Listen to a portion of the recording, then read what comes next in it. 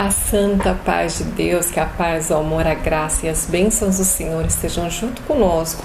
Mais esse dia para a gente cumprir a nossa proposta, o nosso propósito, a nossa rotina espiritual de fazermos a leitura diária da Bíblia. Todos os dias o Senhor tem nos dado a sua graça, a sua bênção, e nós temos lido cada capítulo e o Senhor tem nos mandado o entendimento, a luz da sua palavra e nos alimentado com a tua graça. Hoje, com a ajuda de Deus e a guia do Espírito Santo, nós vamos fazer a leitura do livro de Números, capítulo 25. O título desse capítulo é Os Israelitas pecam com as filhas dos Moabitas. Nós vimos no capítulo anterior que o profeta deixa uma ideia para o rei. Olha, se nós não podemos ir em guerra esse povo porque ele é abençoado por Deus, então traga os filhos deles para que nós possamos, através das nossas mulheres, seduzi-los e enfraquecê-los. Então o capítulo 25 começa assim. Israel deteve-se em Sitim e o povo começou a prostituir-se com as filhas dos Moabitas.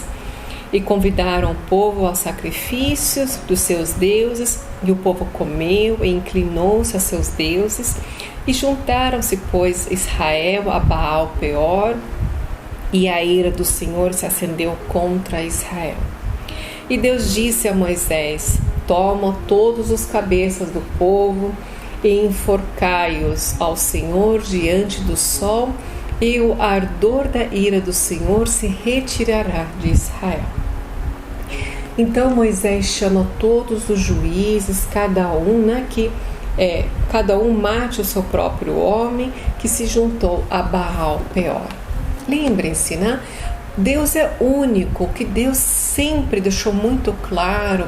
A regra, a lei é adorar somente a Deus.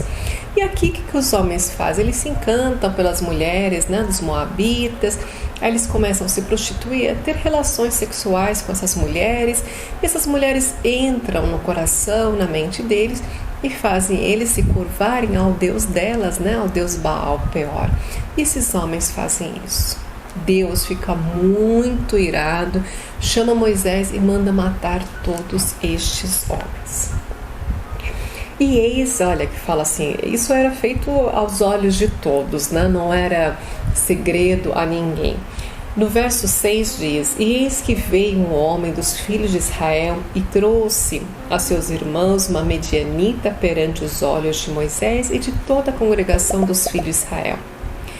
Esse homem não era algo escondido, então ele traz essa mulher, leva essa mulher para a tenda dele, e ali eles estão tendo relações, e ali ele está tendo ela como uma concubina, está se prostituindo com essa mulher.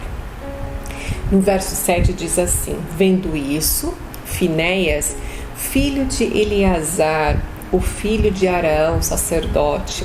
Quem que é Finéias? Finéias agora é um sacerdote, Por quê?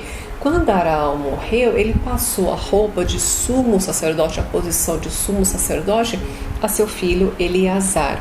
E todos aqueles que descendem de Arão, eles são sacerdotes. Completando 30 anos, eles passam a trabalhar no sacerdócio. E Finéias, vendo aquela situação, o que ele faz?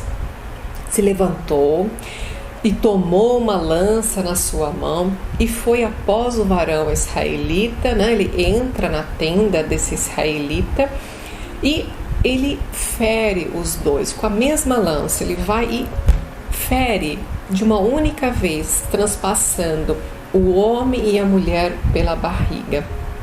E assim ele mata os dois, Então a praga cessou de sobre os filhos de Israel.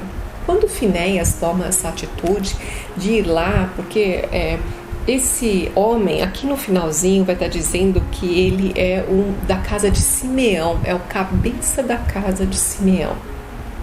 Então, quando o cabeça da casa, ele pega uma mulher que não é israelita e vai ter relações com ela dentro da congregação, ele está sujando toda a congregação, ele está tornando todos eles impuros. Finéias, tomando essa atitude, ele agrada a Deus a tal ponto que acaba com essa maldição, né, que o Senhor estava colocando sobre aqueles homens, e ele ganha aos olhos de Deus a graça e a misericórdia, e o Senhor fala: hei de dar paz a você e às tuas gerações após você.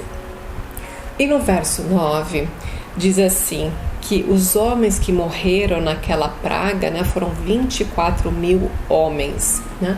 Aqueles homens não são poupados, todos aqueles homens que se prostituíram, que tomaram as filhas dos moabitas, o pecado continuava sobre eles, né? O que Finéias faz é cessar a ira do Senhor, mas aqueles homens, eles têm que pagar pelo pecado deles, e assim todos aqueles homens, 24.000 homens que foram contra Deus, que se prostraram diante de Baal, morreram naquela tarde. Então o Senhor fala a Moisés dizendo: Finéias, filho de Eleazar, filho do sacerdote Arão, desviou a minha ira de sobre os filhos de Israel. Glórias a Deus, aleluia. Assim termina essa parte do rei Balaque e também de Balaão e desse pecado que os filhos de Israel cometeram. Aqui se finda toda essa história, eles não conseguem amaldiçoar, eles não também conseguem enfraquecer. Por quê? Eles enfraqueceram 24.000 homens, mas o Senhor já tomou a providência, já acabou com aqueles homens e aquele pecado está cessado de diante do povo de Israel. No capítulo 26, o Senhor manda fazer um novo censo, manda Moisés contar todos os homens acima de 20 anos para saber qual que é a força de guerra que eles têm. Mas isso é na leitura de amanhã, então não perca a leitura de amanhã e nós vamos ver que no início do livro de Números eram 600.000 homens. E agora, quantos mil homens será? É a força de guerra de Israel. Glórias a Deus. Irmãos, no capítulo de hoje, o Senhor nos deixa aquela lição que tudo que nós fizermos contra o Senhor não se esquece, não. O Senhor, às vezes, Ele nos perdoa por causa do nosso arrependimento, mas não é o que acontece com esses homens, muito pelo contrário, né? O homem cabeça da casa de Simeão leva essa moabita e tem relações com ela no meio da congregação, quer dizer, não existia arrependimento nenhum dentro do coração deles, e o Senhor mandou a sua lição, né? O Senhor acabou com eles, destruiu esses homens porque eles estavam adorando outro Deus, não estavam adorando o Deus verdadeiro. Então nós devemos andar em retidão, andar em comunhão com o Senhor. Quando nós, como mente humana, nós soubermos que estamos fazendo algo bom, é porque também é bom aos olhos de Deus. Mas se nós tivermos dúvida, então nós já podemos ter a certeza que não é bom e não agrada ao nosso Senhor. Glórias a Deus, aleluia. Vamos orar e agradecer a Deus por essa leitura do dia de hoje e pedir a tua proteção, as bênçãos e a guia do Senhor. Se você puder, fecha os teus olhos e mantenha essa comunhão em Deus. Glórias, glórias a Deus, aleluia.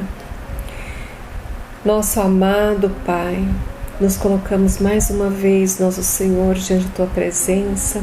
Primeiramente, Pai, para te render graças, honra e louvor, e também reconhecer, Pai, os nossos muitos pecados, as nossas fraquezas, os nossos erros, e te pedir perdão, Senhor. Nos perdoa por tudo que temos transgredido contra a tua vontade, contra a tua palavra.